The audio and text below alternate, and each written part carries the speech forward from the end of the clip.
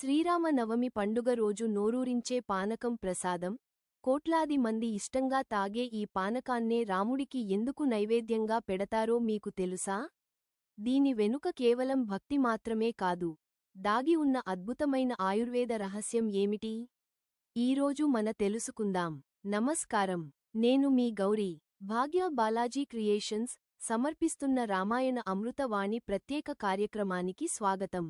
అందరికీ శ్రీరామనవమి శుభాకాంక్షలు. ఈ పవిత్రమైన రోజున మనం ప్రసాదంగా స్వీకరించే పానకం గురించి, దాని ప్రాముఖ్యత గురించి ముచ్చటించుకుందాం. కథాభాగం మరియు విశిష్టత. పురాణాల ప్రకారం పానకం సూర్యుడికి అత్యంత ప్రీతికరమైన పానీయం. శ్రీరామచంద్రుడు సూర్యవంశీయుడు కాబట్టి ఆయనకు పానకాన్ని నైవేద్యంగా సమర్పిస్తాం.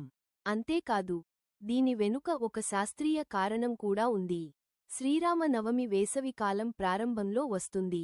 ఈ సమయంలో వడదెబ్బ తగలకుండా ఉండటానికి బెల్లం, మిరియాలు, యాలకులతో చేసిన ఈ పానీయం శరీరానికి తక్షణ శక్తిని ఇస్తుంది.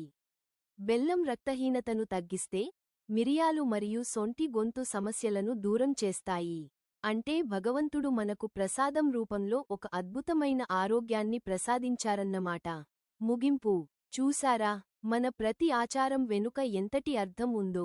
ఈరోజు మీరందరూ పానకం స్వీకరించి ఆ రామయ్య ఆశీస్సులు పొందాలని కోరుకుంటున్నాను. లోకా సమస్తా సుఖినోభవంతు. జై శ్రీరామ్.